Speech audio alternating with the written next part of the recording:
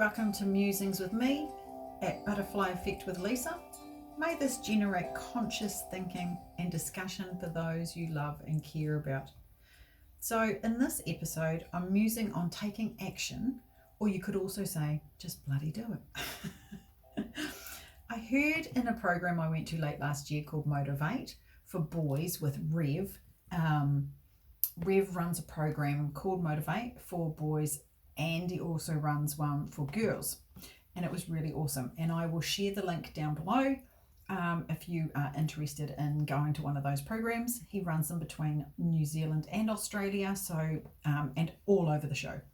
It was really good. So Rev spoke of hope not being a strategy or a solution, and I really felt this click somewhere in my being. It really resonated for me.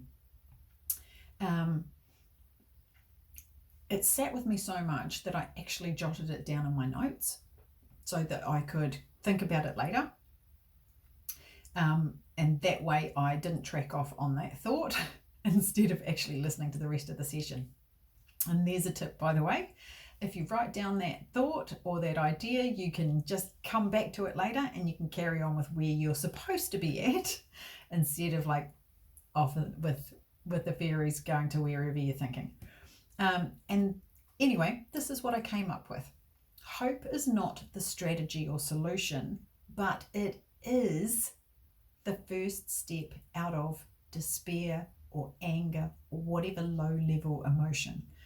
So if we were to put them on a scale, so if we think of like joy and love and all that kind of stuff is up here, and then despair and anger and resentment is further down. So I just low level of emotion. So if we talk about hope as being the first step out of there, it's a higher level of emotion than absolute despair and anger and resentment, so that we might be experiencing that in relation to our environment, and it shifts us. So it takes us into a shift. However, hope on its own won't get us there. And it won't get us to where we're wanting to be. It is the shifter. So it is the thing that gives us that thing in front of us that's like, you know, the carrot or the dreaming. That's that thing. It's the hope of change.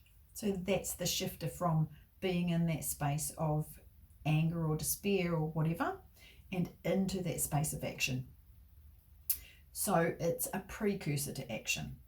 So I might hope for something to be, but I have to take the action or actions along the way to make it into a reality. So action is what makes the difference between hope and happening, or at least that's what I was thinking. So if I then relate that thought or that musing around my work and my life in general, I've met so many people who are hoping for a magic pill or a magic wand, like just change everything with a wave of the wand, and create what they desire. And I can definitely count myself in there on many occasions. And I call it the magic pill phenomenon. And I actually managed that word. So people think that if they could have a magic pill or a magic wand, or someone could take the situation away, the person or the thing that is causing them the issue, then everything would be okay and they could be a success, they could be healthy, they could be well, they could be whatever it is. They could have the house if it wasn't because of that they dream about, or that they dream of being. However, the conundrum here, or the issue here, is that they would also be taking away the opportunities to learn and grow through that adventure of all the possibilities that come with going through that actual experience. After all, isn't the saying, there is no failure, only feedback? And if we think of our lives as being the direct, immediate feedback of our next move, then there's no wrong moves.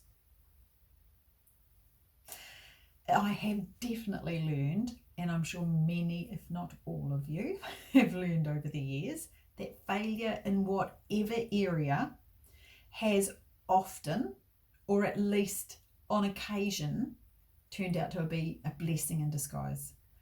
So maybe it has been the failure of an exam. I can give you an example of this one. I was in sixth form, which is like year 11. I failed everything. I had to repeat the year. At the end of that year, my mum gave me the option to change schools. So I took her up on it. Very last minute, because I was going to hold out and actually still go back to that school and redo it there. But I made that decision and she got me into this other school last minute where I could redo all of that. So if I hadn't failed that exam, I wouldn't have had the opportunity to go to another school. I then would not have had the opportunity to meet new friends. At the previous school I'd had a year of being bullied and just a really awful year of school. And so that fed into where I was at with my study and my exams and all the rest of that. And I was wagging school and doing all sorts of other stupid stuff. Because it wasn't a cool place to be. So,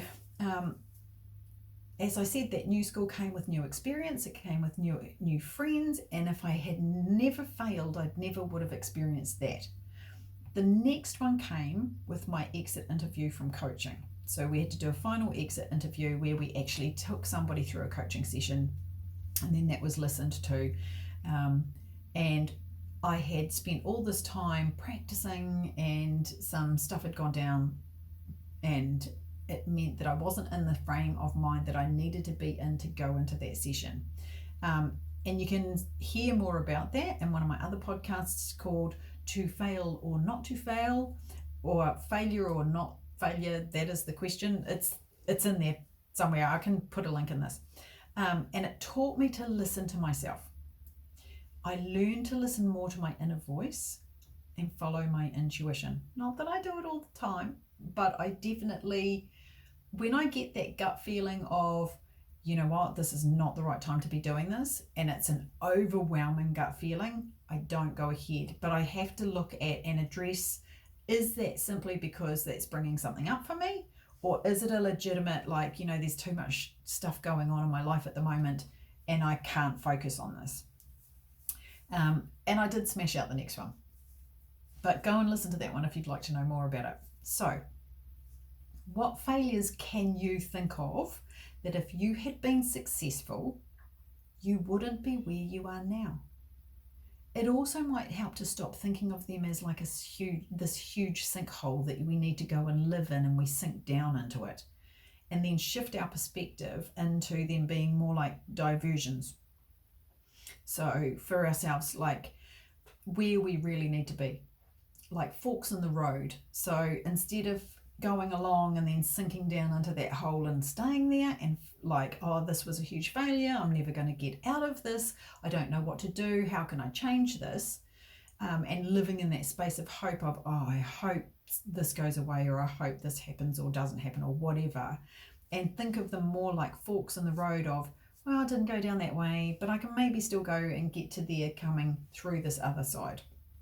And it takes us to the road that we need to be on. So, for example, I am now working in the area I work in because of the many failures I've had along the way in my life, in my parenting, in my relationships, in my communication, in my work. So without the failures, I would have no experience to base my empathy on, and I couldn't understand where, like from an experiential perspective, how it feels to be where others are at. To be able to sit with them in their space of grief, in their space of joy, in their space of fear or despair or whatever that is. To be able to sit truly with somebody else in that space, you have to have experience. You have to be able to empathize with them. So what a shift in perspective allows me to do, coming back to that perspective thing, the shift in perspective allows me to change how I view failure and acknowledge that some of them have stopped me from taking conscious action in various areas of my life. Those excuses that I have made, or what feels like legitimate reasons to not do something again or at all, and in shifting my perspective, I get to step out of hope and into action or change and begin making a difference in my own life, which, as we all know, spills over and ripples into other areas of our lives, other people, other places. And it goes further than just that, because when we make change, it ripples into other people's lives and their spaces. So when I am working with people around change, there are so many reasons that they come up with not to take action. And honestly, some of them make sense, especially when we've been doing the same thing in the same way, getting the same results. So, and isn't the saying, if something along the lines of, if we always do what we've always done, we'll always get what we always got. Oh, I actually managed it. So the issue with this is that in not taking action, we don't move from where we are. We stay in this eternal pattern of hoping things will change and then wondering, why isn't it working? How could I have changed it? Or how crap we are, or why we can't get ourselves into action or make change. And we just berate ourselves, because that's just even better. Have that little voice that tells us how terrible we are and why didn't we do this and what could I have done and I should have and would have and could have and all the rest of it. So the other thing is that we may start to take action, but the outcome isn't happening fast enough. And so we tend to lose motivation. Think of like when you're trying to get fit and you feel so uncomfortable in that space. So you tend to want to just give up on whatever it is that you're trying to achieve because you feel sore and all the rest of it.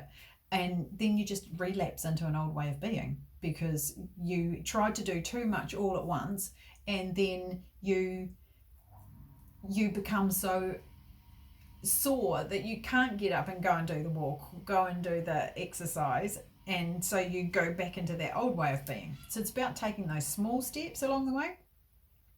So what we need to be doing is choose one thing to work on when we are at the very beginning of change. One. It only has to be one. It's more than nothing. And it has a cumulative effect. So how often do we want to do something like on a grand scale and then end up not even starting it because it becomes so overwhelming and we just go, oh my God, I don't even know where to start. So it's in the breaking it down into bite-sized pieces. I think they say it's like how to eat an elephant, like one bite at a time.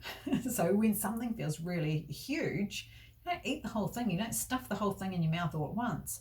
Take one bite at a time and you make your way through it. So it's in the breaking down into bite-sized steps that we can achieve it in chunks and be consistent in changing that one thing. It's in that, like I was just saying, the cumulative effect of our actions that change comes about, and it is in taking aligned action. And what do I mean by aligned action?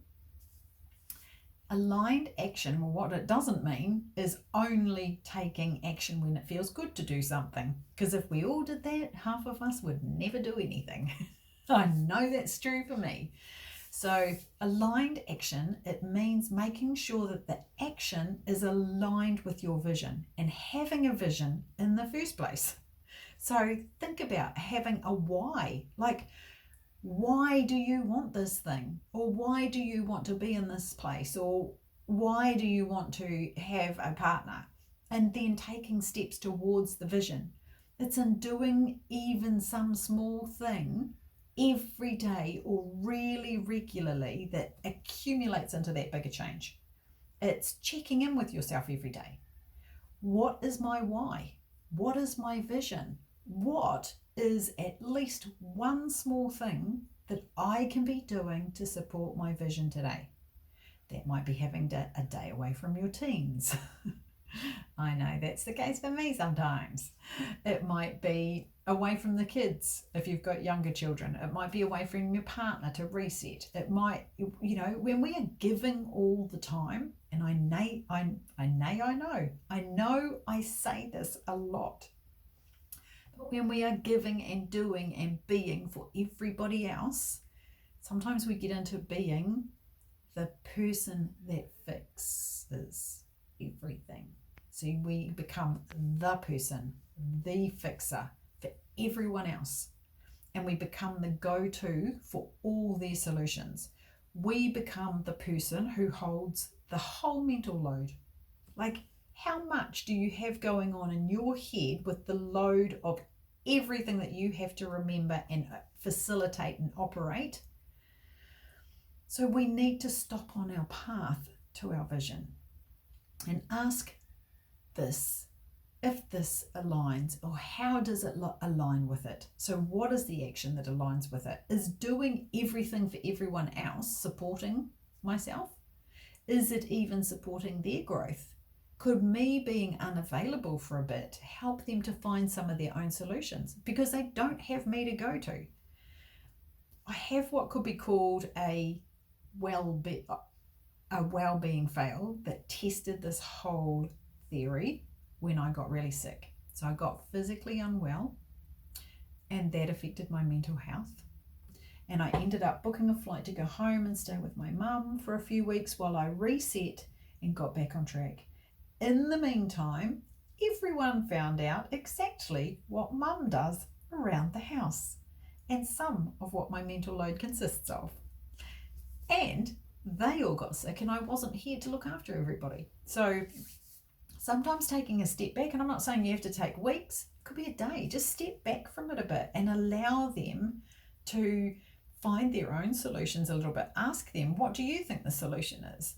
Go and have a think about it. Go and research it so that you're not being the answer all the time. So here's the bit where I tell you that aligned action might actually be some inaction along the way. So I know that as an introvert at heart, and some of you might question that because I can talk now, but that's a whole other thing and how I learned to do that. I need downtime from people. I need to be alone to reset and regulate myself. So for me, if I have been around people and doing or being or listening or whatever, I have to make sure that I plan a day or some time to get off the world and reset and regulate. If I don't do this, the spiral into eating shit and getting sick shows up. And this for me is conscious action. So it makes sure that I can keep taking the aligned actions towards my vision out of hope and into creation. So the disclaimer here. Here's the disclaimer. This is not an invitation to step off the world and not take any action ever. It's a reminder to take care of yourself along the way so that your aligned actions make a positive impact on your vision and not negatively on your well-being. So with that in mind, I'll leave you with some questions. What is your why? Think about, what is your why? What is your hope? What is your vision? And if you had to reverse engineer them into steps to build a staircase to your vision, what would your first step be? Really think about that.